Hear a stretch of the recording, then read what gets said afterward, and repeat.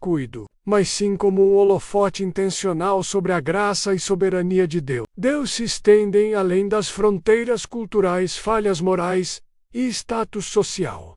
Elas são um testemunho de como Deus lugares onde sua graça brilha mais forte a inclusão dessas mulheres é um lembrete de que a história de Deus não é higienizada para conforto. É uma história que abraça pessoas reais, com lutas reais.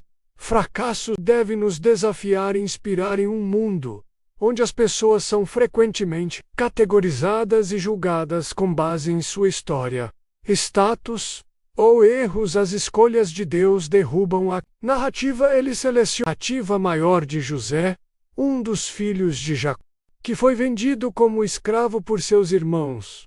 Mas bem no meio da saga de José, a história muda para focar em Judá, outro filho de Jacó, com as expectativas de sua sociedade, mas foi escolhida para fazer parte da linhagem do Messias. Deus pegou sua dor, sua rejeição e sua aparente derrota e as transformou em uma história nos desafia a considerar como é a verdadeira fé. Não é apenas uma questão de palavras ou herança, mas uma disposição para agir de acordo com o que acreditamos. Job é um testemunho do fato de que a fé pode ser encontrada nos lugares mais inesperados, e Deus pode usar até mesmo as pessoas mais improváveis para cumprir seus propósitos. Sua vida também prenuncia a vinda do Messias que derrubaria os muros entre judeus e gentios, pecadores e santos, oferecendo salvação a todos os que creem. Quando olhamos para a vida de Job, vemos uma mulher que é transformada pela fé e coragem. Uma mulher que estava disposta a arriscar tudo porque acreditava em um Deus que ela nunca tinha visto, mas sabia que era música real. A terceira mulher na genealogia de Jesus é Ruth, e sua história é uma das narrativas mais queridas de toda a Bíblia, enquanto Tamar e Job foram lembrados por sua coragem extraordinária em meio a situações desafiadoras. A vida de Ruth é marcada por lealdade inabalável e uma profunda confiança na providência de Deus. Ela não era israelita de nascimento. Ela era uma moabita de um povo que frequentemente estava em desacordo com os israelitas. Apesar de suas origens estrangeiras e dos obstáculos que enfrentou, a história de Ruth se tornou um exemplo brilhante de fidelidade, amor e plano de redenção de Deus por meio dela. Vemos uma demonstração clara de como Deus pode trabalhar por meio de atos aparentemente comuns de devoção para trazer resultados extraordinários. A história de Ruth começa com uma tragédia. Ela se casou com uma família israelita que vivia na terra de Moabe, uma região a leste de Israel. Esta família havia se mudado para Moabe para escapar de uma grande fome em Belém. A LC, o chefe da família, levou sua esposa Noemi e seus 2 filhos para Moabe na esperança de encontrar alívio e uma vida melhor. No entanto, as coisas não saíram como planejado. Logo após chegar, MC morreu, deixando Noemi como uma viúva. Apesar disso, os filhos de Noemi continuaram a construir suas vidas em Moabe, eventualmente se casando com mulheres moabitas, Ruth e Orpa. Mas depois de cerca de 10 anos, os 2 filhos de Noemi também morreram, deixando Noemi e suas 2 noras como viúvas no mundo. Antigo ser viúva era uma das posições mais vulneráveis. Quetaí, uma mulher poderia ocupar sem um marido ou filhos para fornecer proteção e apoio ao futuro de uma viúva.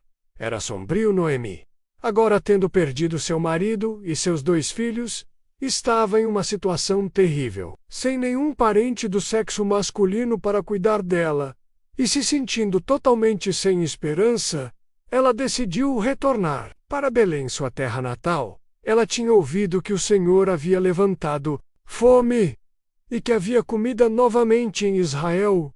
Para Noemi, esta jornada não era apenas sobre retornar a um lugar físico, era um reconhecimento doloroso de suas perdas e uma esperança desesperada de encontrar alguma aparência de segurança Entre seu povo, Noemi pediu às suas noras Ruth e Orpa para permanecerem em Moabe. Ela acreditava que elas teriam uma chance melhor de se casar novamente e construir novas vidas em sua própria terra. Era uma sugestão lógica e compassiva. Ela até as abençoou, orando para que Deus mostrasse a elas a mesma bondade que elas tinham mostrado a ela e seus filhos falecidos. A princípio, tanto Ruth quanto Orpa insistiram em ficar com Noemi. Elas choraram e expressaram seu compromisso com ela. Entretanto, após mais insistência, Orpa concordou em lágrimas em retornar para sua família em Moabe. Mas Ruth respondeu com uma das mais comoventes declarações de lealdade encontradas nas Escrituras: "Não me instes a te deixar ou a deixar de te seguir, Ruth. Disse: para onde você for, eu irei, e onde você ficar, eu ficarei. Seu povo será meu povo, e seu Deus, meu Deus. Onde você morrer, eu morrerei, e lá eu estarei sepultada." Ruth 1:167. Este voto não foi apenas uma expressão de amor por sua sogra. Foi uma declaração de conversão e fé ao se comprometer com o povo de Noemi e com o Deus de Noemi. Ruth estava deixando para trás tudo o que conhecia, sua família, sua terra natal e sua identidade cultural. Ela estava abraçando uma nova vida, totalmente ciente de que poderia ser cheia de dificuldades e rejeição. A escolha de Ruth foi extraordinária, especialmente considerando que, como uma moabita, ela provavelmente enfrentaria preconceito e exclusão em Israel. Os moabitas tinham uma história complicada com os israelitas e não eram bem vistos. Mas Ruth estava disposta a arriscar tudo por amor a Noemi e fé no Deus de Israel. Juntas, as duas mulheres fizeram a longa jornada de volta a Belém. Quando chegaram, a cidade inteira ficou agitada com o retorno de Noemi. Mas Noemi era uma mulher mudada. Ela pediu ao povo que não a chamasse mais de Noemi, que significa agradável, mas sim do Mara, que significa amarga, porque, como ela disse, o Todo-Poderoso tornou minha vida muito amarga. Fui embora cheia, mas o Senhor me trouxe de volta vazia. Ruth 1:20-21. No entanto, Ruth não estava vazia. Ela trouxe consigo uma força silenciosa e determinação. Apesar de ser estrangeira e viúva, ela não era um ídolo. Assim que se estabeleceram, Ruth partiu para sustentar Noemi e a si mesma, recolhendo espigas nos campos. A espiga era uma provisão na lei de Moisés que permitia aos pobres, a viúva e o estrangeiro seguirem atrás dos ceifeiros e pegarem os grãos restantes. Era um trabalho árduo e humilde, mas Ruth o fez fielmente. Por meio deste humilde ato de trabalho, Deus começou a revelar um lindo plano para ela e Noemi enquanto Ruth respigava nos campos. Ela chamou a atenção de Boaz, um importante proprietário de terras, que por acaso era parente de Else, o falecido marido de Noemi. Boaz ouviu falar da lealdade e gentileza de Ruth para com Noemi e ficou profundamente impressionado. Ele instruiu seus trabalhadores a tratá-la com respeito. Permitiu que ela respigasse entre os feixes, um privilégio normalmente não dado aos respigadores.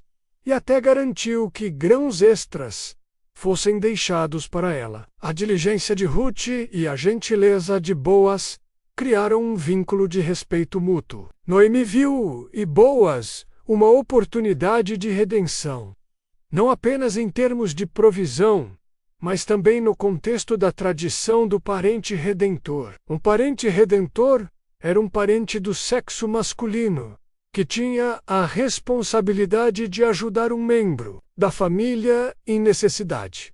Como se casar com uma viúva para continuar a linhagem familiar. Noemi instruiu Ruth a abordar Boaz discretamente e expressar seu desejo de que ele cumprisse esse papel em um encontro lindo e respeitoso. Ruth humildemente pediu que Boaz abrisse o canto de sua garde sobre ela, um gesto simbólico que indicava um pedido de proteção e uma vontade de se casar. Boaz respondeu com grande honra e integridade, elogiando Ruth por sua lealdade e assegurando-lhe que ele faria tudo o que pudesse para agir como seu redentor. Mas houve uma complicação. Havia outro parente que era um redentor, parente mais próximo. Boaz, sendo um homem justo, abordou este parente para discutir o assunto abertamente em uma reunião pública. Os outros parentes cederam a Ed seu direito de redimir, permitindo que Boaz tomasse Ruth como sua esposa. Seu casamento foi um ponto de virada. O que começou como uma história de perda e incerteza tornou-se uma de amor, esperança e restauração. A mão de Deus estava trabalhando em cada detalhe, transformando o que parecia uma série de eventos infelizes em um caminho para a bênção. A união de Ruth e Boaz foi abençoada com um filho, chamado Obed. Naomi, que antes pensava que sua vida era vazia, agora se via segurando um neto em seus braços. As mulheres da cidade que testemunharam a amargura de Naomi se alegraram com ela e louvaram a Deus, dizendo: Louvado seja o Senhor, que hoje não te deixou sem um redentor, parente que ele se torne famoso por todo Israel. Ruth 14 Od cresceria para se tornar o pai de Jessé, que seria o pai do rei Davi, estabelecendo Ruth não apenas como uma matriarca respeitada em Israel, mas como um elo crucial na linha do Messias. A inclusão de Ruth na genealogia de Jesus é um testamento da graça de Deus que atravessa fronteiras de nacionalidade e status. Ela era uma moabita, uma estrangeira e uma viúva, mas Deus a trouxe para a família de Israel e a usou para continuar a linha que produziria o Salvador. Sua história destaca como o reino de Deus está aberto a todos que estão dispostos a vir a Ele com fé, independentemente de sua origem. Também demonstra o valor da lealdade, bondade e perseverança. Virtudes que muitas vezes passam despercebidas, mas são profundamente estimadas por Deus. A quarta mulher mencionada na genealogia de Jesus é Bathsheba, cuja história, talvez a mais complexa e difícil de interpretar de todas as mulheres da linhagem de Jesus. Sua vida foi marcada pela dor, perda e escândalo. A história de Bathsheba está entrelaçada com a do rei Davi, uma das maiores figuras do Antigo Testamento, e ainda assim é também uma narrativa de quebrantamento e consequências. Não se intimida em revelar as falhas de seus personagens, e a história de Bathsheba é um exemplo vívido de como o pecado e suas consequências podem se espalhar por gerações. No entanto, por meio das experiências de Bathsheba, também vemos uma mensagem profunda de graça, resiliência e capacidade de Deus de trazer redenção mesmo nas situações mais sombrias. Bathsheba aparece pela primeira vez na Bíblia, em 2 Samuel 11, e é apresentada em meio a um evento trágico. O rei Davi, no auge de seu poder, tomou uma decisão que alteraria a vida de ambos para sempre. Uma noite, enquanto Bathsheba estava tomando banho, Davi a notou do telhado de seu palácio. Ela foi descrita como muito bonita, e Davi, movido pelo desejo, enviou mensageiros para trazê-la ao palácio.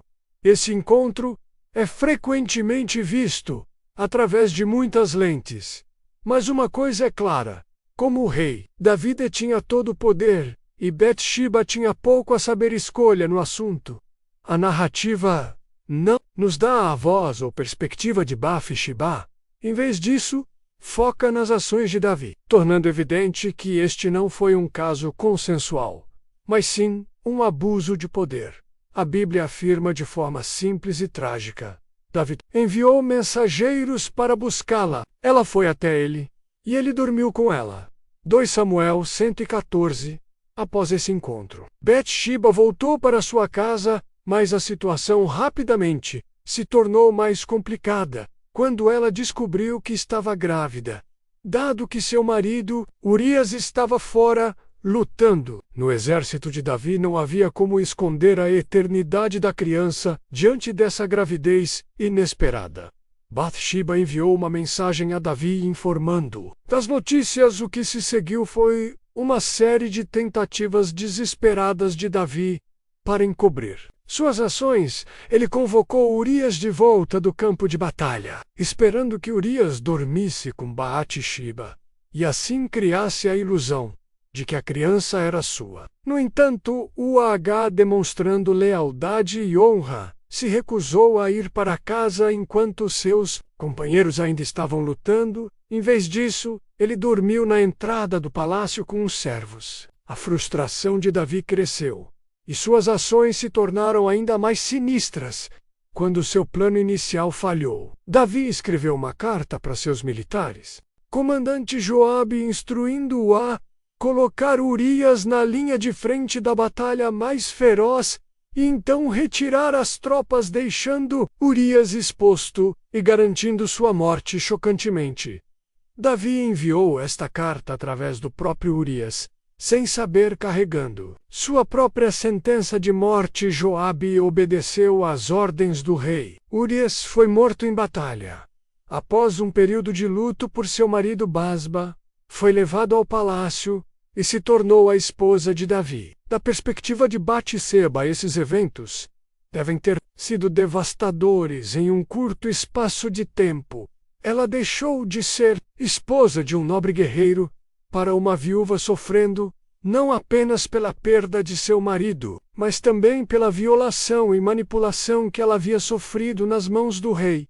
Sua vida havia sido virada de cabeça para baixo por forças além de seu controle. Ainda estou em meio a toda essa dor e traição. A história de Batseba não terminou em desespero. É aqui que vemos a justiça e a misericórdia de Deus agindo de maneiras inesperadas. O Senhor ficou descontente com as ações de Davi e enviou o profeta Natã para confrontar o rei. Natã abordou Davi com uma parábola sobre um rico homem que pegou o único cordeiro de um homem pobre para preparar uma refeição para seu convidado. Apesar de ter seus próprios rebanhos enfurecidos pela injustiça, na história Davi declarou que o homem merecia morrer. Etã então se virou para Davi e disse: "Você é o homem." Tu, Samuel 12:7. Em um poderoso momento de convicção, Davi foi forçado a encarar a gravidade de seus pecados: adultério, engano e assassinato. As consequências das ações de Davi foram severas, embora ele tenha se arrependido profundamente. A criança nascida de sua união com Batseba ficou gravemente doente e finalmente morreu. Essa perda deve ter sido insuportavelmente dolorosa para Batseba, que já havia suportado tanto. Mas Deus, em sua graça, não a abandonou. Após a morte de seu primeiro filho, Davi confortou Batseba e ela mais tarde deu à luz outro filho, Salomão. Essa criança, nascida de um relacionamento que começou com tal quebrantamento, viria a se tornar um dos maiores reis de Israel e o construtor do templo em Jerusalém. O papel de Batseba não terminou sendo a mãe de Salomão. Ela surgiu mais tarde na narrativa bíblica como uma mulher de influência e força. Quando Davi estava velho e frágil, uma luta pelo poder irrompeu sobre quem o sucederia como rei. Batseba, junto com o profeta Natã, desempenhou um papel crucial em garantir que Salomão, e não um dos outros filhos de Davi, herdaria o trono. Suas ações durante este período crítico demonstram sua sabedoria e resiliência. Ela abordou Davi com humildade e determinação, lembrando-o de sua promessa de que Salomão seria rei. Sua intervenção garantiu que Salomão fosse ungido e confirmado como sucessor legítimo. A presença de Batseba na genealogia de Jesus nos lembra que a graça de Deus é poderosa o suficiente para redimir até mesmo as circunstâncias mais trágicas, Embora sua vida tenha sido marcada pela dor e escândalo, Deus a escolheu para fazer parte da linhagem de seu filho.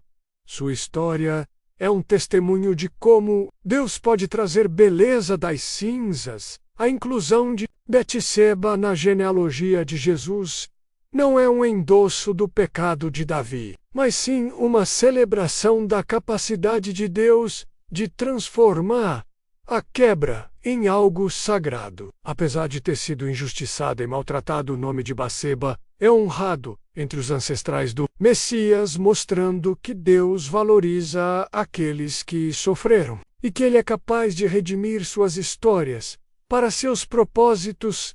A quinta e última mulher na genealogia de Jesus é Maria, sua própria mãe, ao contrário das outras 4 mulheres cujas histórias são marcadas por histórias pessoais complexas e desafios significativos. Maria se destaca como uma figura de pureza, humildade e obediência incomparável. Mas como Tamar, Rob, Ruth e Betseba, ela também foi uma escolha improvável para os padrões humanos. Sua história de vida mostra que Deus frequentemente escolhe os humildes e humildes para executar seus maiores planos. A jornada de Maria, de uma jovem mulher em uma pequena vila para a mãe do Messias, é um testamento de fé e uma disposição de se render totalmente à vontade. Não importa o custo. Maria era uma jovem de Nazaré, uma pequena cidade obscura na Galileia. Naquela época, Nazaré não tinha reputação de grandeza ou influência. As pessoas pensavam que era um lugar insignificante, o que torna a seleção de Maria por Deus ainda mais impressionante. Ela provavelmente era apenas uma adolescente quando a história começou. Como era o costume, Maria foi prometida a um homem chamado José, um homem justo, da linhagem de Davi, aos olhos de sua comunidade. O futuro de Maria parecia definido. Ela se casaria com José, viveria uma vida comum e criaria uma família. Mas Deus tinha um plano diferente para ela, um que mudaria não apenas sua vida, mas todo o curso da história humana.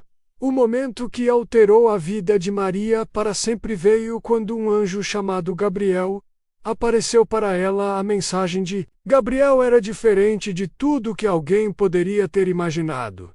Saudações, você que é altamente favorecida. O Senhor está com você, ele disse compreensivelmente. Maria ficou perturbada e confusa com suas palavras.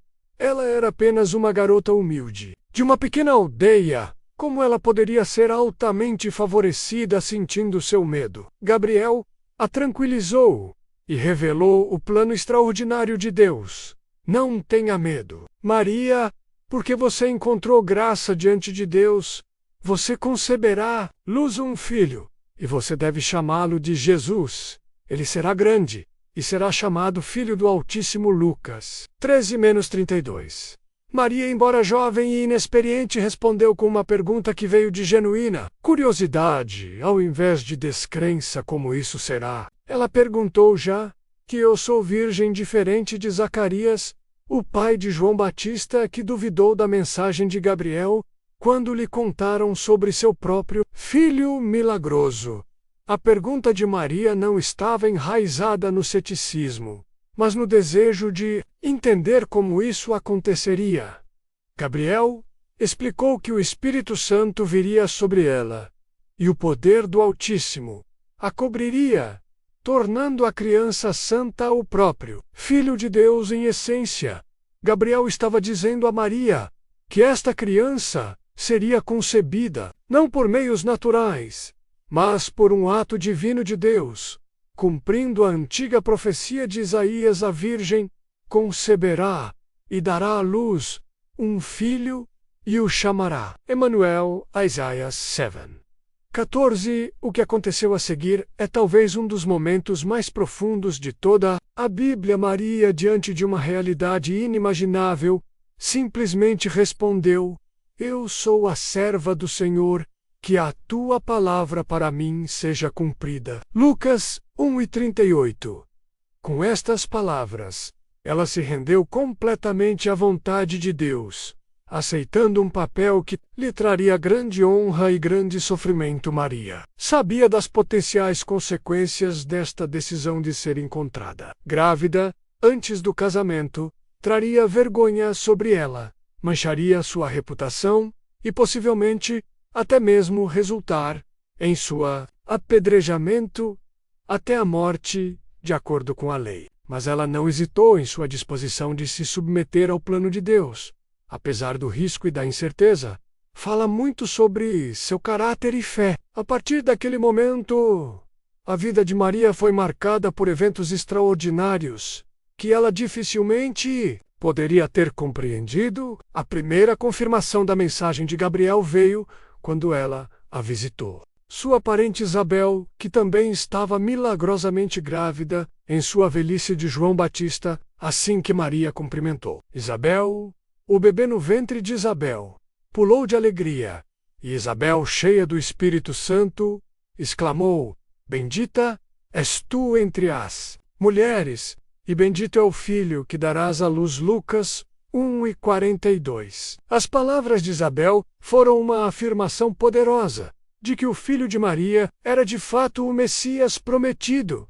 Em resposta, Maria cantou uma canção de louvor, agora conhecida como a Magnífica, glorificando a Deus por escolhê-la, uma humilde serva, para fazer parte de seu plano divino. Mas a jornada de Maria não foi fácil. Logo, a realidade de carregar o Filho de Deus a colocou cara a cara com o julgamento severo da sociedade. Quando José descobriu que Maria estava grávida, ele inicialmente planejou se divorciar dela silenciosamente, pensando que ela tinha sido infiel. Ainda em um sonho, um anjo apareceu a ele e confirmou que o filho de Maria foi concebido pelo Espírito Santo. José também demonstrou grande fé e obediência ao tomar Maria como sua esposa e aceitar a responsabilidade de criar o Messias. Sua confiança mútua em Deus e um no outro tornou-se um alicerce para a família que iria cuidar de Jesus durante seus primeiros anos. O papel de Maria como mãe de Jesus foi repleto de momentos de admiração, alegria e profunda tristeza. Ela estava lá em Belém, onde Jesus nasceu, em um humilde estábulo. Ela prezava cada detalhe milagroso: a visita dos pastores que falavam de proclamações angélicas e a chegada dos sábios do Oriente que vieram adorar seu filho, trazendo presentes dignos de um rei.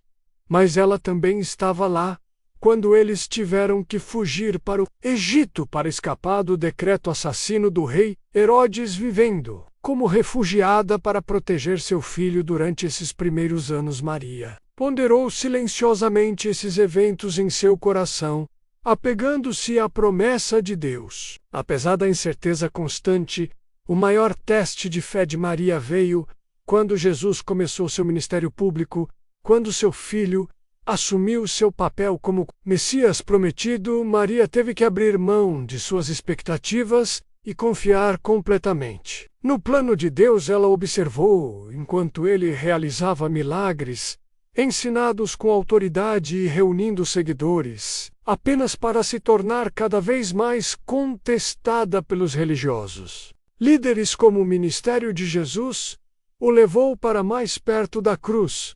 Maria experimentou a dor penetrante que Simeão, um profeta no templo, havia predito quando Jesus era apenas uma criança. Ele lhe disse: e uma espada também transpassará sua própria alma. Lucas 2:35. Esta profecia foi cumprida quando Maria estava aos pés da cruz observando seu filho sofrer e morrer. Em agonia, sua dor era inimaginável. Mas mesmo neste momento mais sombrio, ela permaneceu fiel. Mas a história de Maria, como a das outras mulheres, não termina em tristeza. Ela testemunhou a ressurreição de Jesus, o cumprimento de cada promessa e o triunfo do plano de redenção de Deus. Ela viu seu filho não apenas como a criança que ela carregou e nutriu, mas como o Salvador ressuscitado, a esperança do mundo. Sua fé, obediência e perseverança não foram em vão. A vida de Maria é um lindo exemplo de humildade e fé escolhida por Deus para a maior